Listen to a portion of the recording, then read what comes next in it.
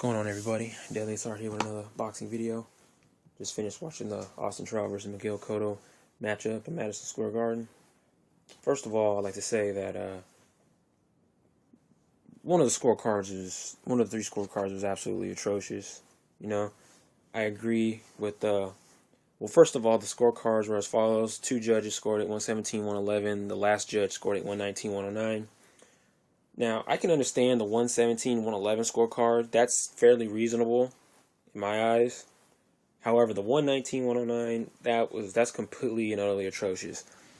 I believe Austin Trout won the fight, but I don't think he won it by that large of a margin. And I'll tell you why. In the earlier rounds, I'll start off like that. In the earlier rounds, Miguel Cotto did a good job at establishing space. He came in on Trout early, landed, did what he had to do. He landed good left, right, and some uppercuts. Decent combinations. Trout had a hard time fending off the aggression of Cotto early. I really thought that maybe Austin Trout figured that Miguel Cotto was just going to stand in front of him, and just Trout was just going to, just kind of do what he wanted to him. Pretty much he would just command the space all 12 rounds. It wasn't that type of fight at all. I thought it was a really ugly fight for both men. Austin Trout did what he had to do. He didn't really get his range going early, mainly because, like I said, Cotto, he just was overly aggressive the entire fight. Even though he was getting just chopped up, his face showed, the battle scars all over him. Austin Trout just really had a really hard time trying to figure out Cotto, even amongst all of the hard and just the brushing off of shots that both men endured throughout.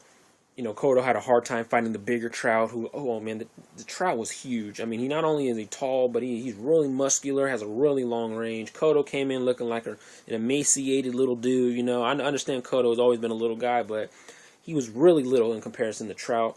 However, I tip my hat off to Cotto. He did a really good job doing what he had to do. He laid the leather on Trout. Trout did the same thing. But just, how I looked at it is that Trout had an easy time establishing the jab, throwing the right hook. The left hook was the one that actually landed very well, coming off some of his right shots. Cotto had a hard time just adjusting altogether. He was being caught in the middle of switching stances. It's like he didn't really know what to do because Trout was just in some rounds, Trout was just so overwhelmingly powerful and just commanded space. And in most cases, that Cotto was just completely utterly dumbfounded. He didn't know what to do. He was just confused. He was getting caught with shots that he would normally get caught with. Maybe he had trouble fighting a southpaw. I'm not sure, but all in all, Trout's the winner. He called out Canelo Alvarez in the conclusion of the fight. It's only, glitz and glamour from here on out, But Miguel Cotto left the ring very, very distraught, kind of disappointed with the scorecard. Maybe he felt he won. Maybe he felt the scores were a little closer than what he had anticipated. But at the end of the night, he lost the fight. I can't really see. Even if I were to rewatch the fight, I didn't really see areas where I could have given Cotto the round because the rounds were just so close. So sometimes neither men would either do so much that they would counter each other, or they would do so little that it'd be just like, okay, well, I guess you got to call this round a draw. Because as I said, the fight was really, really ugly. It was entertaining, but it was just an ugly fight. I've never seen Trout in a fight like this before. A fight where he really had to dig down and really had to pull something out of him, pull different weapons and different combinations out of his arsenal in order to take down the mighty Cotto. Because no matter what Cotto was doing, he was not giving up. And I did notice, though, that sometimes, some points, he did seem like he was going to falter. And when he normally does that, he starts going to the center of the ropes on each side. Each of the four corners, he'd go to the center of the rope, so he'd kind of make like a diamond formation when he starts to get his ass whooped. He did that against Margarito, and stuff like that. He didn't do it against Floyd, obviously, because Floyd was the one being put in the corner. But Trout, he did his thing. I mean, what can I say? You know, as I said before, he did call out Canelo. I want to see Trout versus Canelo. I think that's a big fight.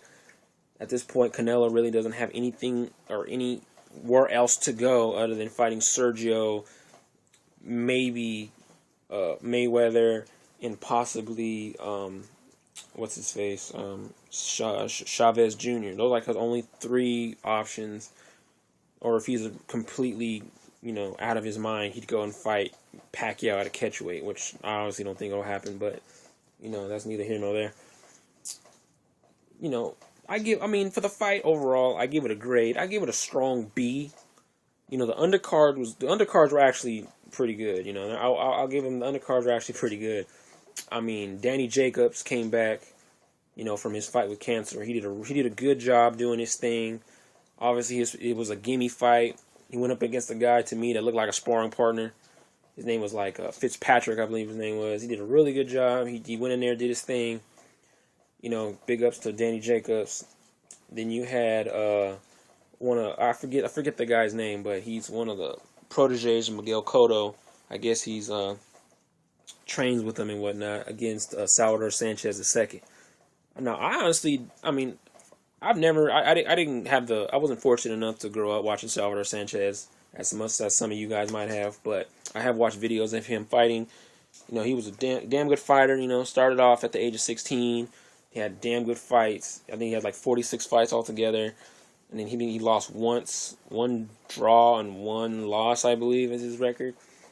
But, I mean, just Salvador Sanchez was just unbelievable. You know what I'm saying? He kicked ass. Unbelievable ass. You know what I'm saying? It's very, very, I mean, he just died at an early age, you know. Rest in peace, Salvador Sanchez. But his nephew, man, wow. Who did he fight to get 18 knockouts? Like, he completely got into that ring and didn't know what the hell he was doing. Like, he just looked lost. Like, he ain't never fought a day in his life, and he was just utterly and thoroughly dominated, beaten from pillar to post. You know, at the end of that fight, I've never seen Salvador Sanchez second fight, but I believe that this guy belongs nowhere near a ring at all. I don't know if all of his fights were bought, or all of his wins were bought, or what. Because this dude was just, woof. He got smoked. And I don't know, I won't even comment. I'll let the fans comment on that and let you guys, you know, create an analysis over the Salvador Sanchez, the second, his fight, Danny Jacobs, Miguel Cotto, Austin Trout. Like, dislike, you know, subscribe, whatever you guys normally do, comment. But I'm gonna end this video now. I'll more than likely be back for the Conor Molina fight. I'm not sure, but you'll know if the video's up. But until then, this is Deadly Czar saying, peace out, take it easy, happy holidays. I'm out of here. Peace.